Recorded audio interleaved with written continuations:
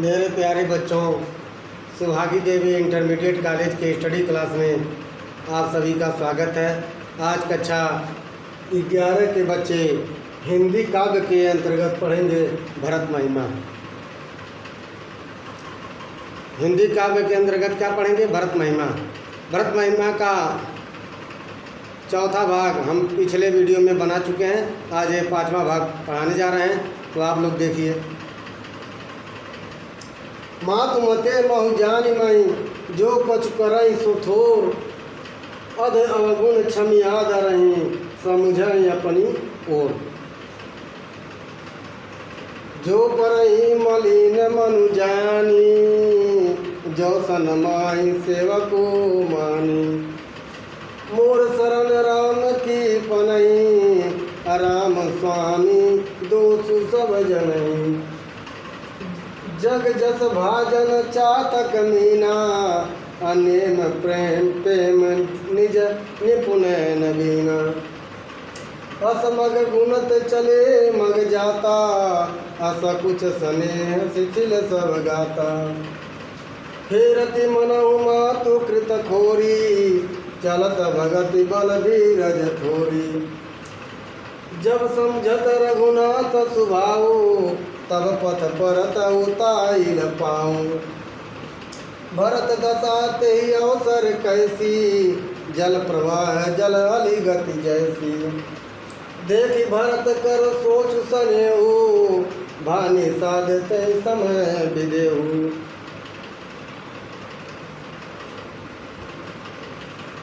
आगे देखें आप लोग। भरत महिमा। भरत महिमा में आप लोग जानते होंगे, पिछली वीडियो में बताया जा चुका है कि भरत जी जब अपने माता और मुनि ऋषि वशिष्ठ जी और जितने सैनिक गण थे उन सबको जब पैस्वनी नदी अर्थात मंदाकिनी नदी पर के तट पर छोड़ करके और जब भरत जी से चित्रकूट मिलने के लिए जाते हैं, तब उनकी दशा कैसी है, तब उनकी दशा कैसी है, उसी का वर्णन इस पंक्तियों में दिया गया है। मातु मते महु मानि मोहि, जो कछु करहि सो थोर, अध अवगुण क्षमी आदरहि, समुझि अपनी ओर। भरत जी कह रहे हैं क्या? मातु मते महु मानि मोहि, कह रहे हैं अगर रास्ते में जा रहे हैं तो मन में विचार क्या कर रहे हैं? कह रहे हैं कि प्रभु श्री रामचंद्र जी मातु मते मोह, यानी मातु मते मोह मानि मोह, यानी मुझको मान लेंगे। माता के मत के अनुसार अगर मुझे मान लेंगे कि माता का जो मत था उसमें मेरा भी मत था, अगर ये मानेंगे। माता का मत क्या था? अर्थात रामचंद्र जी को 14 वर्ष का वनवास। अगर ये रामचंद्र जी अगर ये मान लेंगे जो माता का मत था वही मत हमारा भी था, जो कुछ करें सो थोर, तो जो हमारे साथ वे करेंगे अर्थात जो हमें वो दंड देंगे वो थोड़ा ही होगा। जो कुछ करें सो थोर, यानी जो हमारे साथ करेंगे, जो हमारे साथ व्यवहार करेंगे, जो हमें दंड देंगे वो हमारे लिए थोड़ा ही होगा। अघ अवगुण क्षमी आदरहि, समुझि अपनी ओर। अघ अवगुण क्षमी आदरहि, अर्थात मेरे अवगुणों को अगर क्षमा करेंगे, अगर मेरे अवगुणों को वे क्षमा कर देते हैं, आदरहि समुझि अपनी ओर, तो आदर्श के साथ मेरे समझ करके आदर के साथ मुझे अपनी ओर कर लेंगे, अर्थात मुझे अपने चरणों में जगह दे देंगे। फिर एक बार देखो। मातु मते महु मानि मोहि, जो कछु करहि सो थोर, अध अवगुण क्षमी आदरहि, समुझि अपनी ओर। भरत जी कह रहे हैं अगर प्रभु श्री रामचंद्र जी अग्रज श्री रामचंद्र जी मुझे माता के मत को मेरा मत समझेंगे तो मुझे जो दंड देंगे वे मेरे लिए थोड़ा ही होगा। अगर वे मेरे अवगुणों को क्षमा कर देंगे और वे मेरे अवगुणों को क्षमा करके मुझे समझ लेंगे, जान लेंगे, तो मुझे आदर के साथ अपनी ओर कर लेंगे, आदर के साथ मुझे अपने चरणों में जगह देंगे। आगे देखिए, जो परिह मलिन मन जाने, जो सनमाही सेवको मानी, मोर शरण राम की पनई, राम स्वामी दोष सब जनई। आगे क्या कहते हैं, जो परहि मलिन मन जानी, सो तन्माय सेवक मानी। जो परिहरहि मलिन मन जानी, अगर वे मेरे मन को मलिन समझेंगे, अगर मुझे बुरे स्वभाव वाला समझेंगे, जो परिहरहि मलिन मन जानी, अगर वे मेरे मन को मलिन समझेंगे, ये सोचेंगे जे इसमें भरत जी का स्वार्थ था, जो सन्माय सेवक मानी। अगर वे मुझे मलिन समझते हैं, अगर वे मुझे मलिन समझते हैं तो कोई बात नहीं, लेकिन अगर माता के मत में मेरा मत नहीं समझेंगे तो मुझे सम्मान के साथ अपना सेवक मानेंगे, अर्थात मुझे सम्मान के साथ अपने चरणों में जगह देंगे। मोर शरण राम की पनई, राम स्वामी दोष सब जनही। मोर शरण राम की पनई, मेरे शरण या मेरे शरण में राम की खड़ाऊ ही है, अर्थात मेरा शरण कहाँ है, राम के चरणों में, राम के जूतों के पास है, राम के खड़ाऊ के पास है।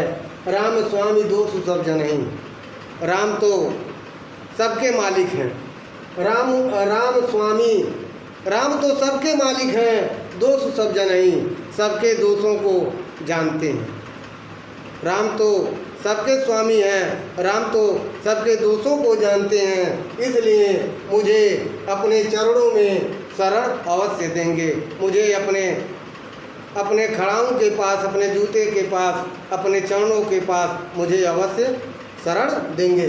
आगे देखो, जग जस भाजन चातक मीना, अनेम प्रेम निज निपुण नवीना। असमग गुणत चले मग जाता, असकुच स्नेह शिथिल सब गाता। जग जस भाजन चातक मीना,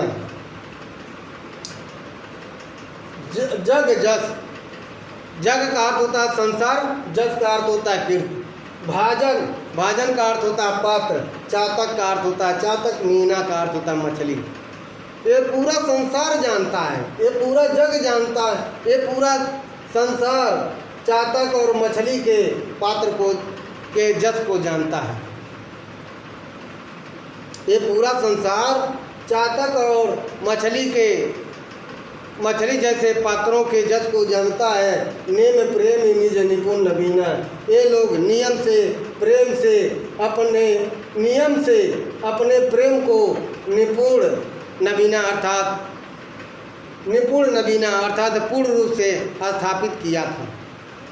ये लोग अपने प्रेम को पूर्ण रूप से नियम के साथ स्थापित किया था। कैसे, इसको पहले बता दें।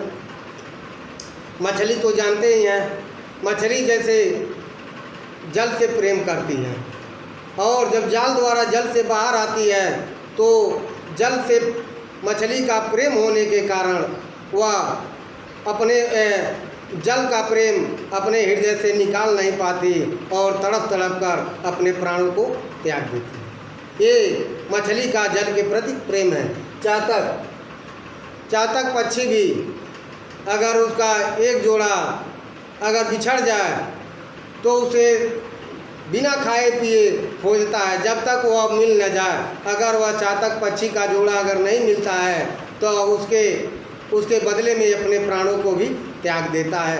वही बात यहाँ पर कहा जा रहा है, यहाँ पर वही बात भरत जी द्वारा कहा जा रहा है कि जग जस भाजन चातक मीना, अनेम प्रेम निज निपुण नवीना। नवीना का अर्थ होता है निभाया है। अब संसार जानता है चातक और मछली जो है जस के पात्र हैं। संसार जानता है चातक और मछली जस के पात्र हैं, क्योंकि इन दोनों लोगों ने अपने प्रेम को अपने प्रेम को नियम से पूर्ण रूप से निभाया था, नियम पूर्वक पूर्ण रूप से निभाया था। आगे देखो, असमग गुणत चले मग जाता, असकुच स्नेह शिथिल सब गाता। असमग गुणत चले मग जाता, ऐसे मन में विचार करते हुए, असमग गुणत चले मग जाता, ऐसे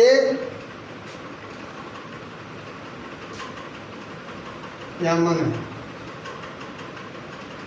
असमन गुणत चले मग जाता, ऐसा मन में विचार करते हुए, गुणत का अर्थ होता है तर्क वितर्क करना, अर्थात ऐसा मन में विचार करते हुए मग अर्थात रास्ते में चले जा रहे थे। ऐसा विचार करते हुए भरत जी रास्ते में चले जा रहे थे। सकुच स्नेह शिथिल सब गाता, सकुच स्नेह शिथिल सब गाता। सकुच अर्थात संकोच, संकोच क्यों होता था? जब माता के कुकृत्यों को, जब माता ने जिस तरह रामचंद्र जी के साथ व्यवहार किया था, उनको कुकृतियों को जब याद करते थे तब मन जो है, मन में संकोच उत्पन्न होता था, अर्थात वो संकुचित हो जाते थे, लज्जित हो जाते थे। स्नेह शिथिल, जब राम के दयापूर्ण व्यवहार को याद करते थे, यानी जब राम के को ये जानते थे वो तो दया के सागर हैं, सबको माफ़ करने वाले हैं, तब ये जब बात उनके मन में जाता था तो स्नेह बस उनके अर्थात प्रभु श्री रामचंद्र जी के प्रति स्नेह बस उनका शरीर शिथिल हो गया। गाता का अर्थ होता है शरीर, शिथिल का अर्थ होता है शिथिल हो जाना, अर्थात अंग अंग ढीला होना, अर्थात चुस्ती फुर्ती न रहना।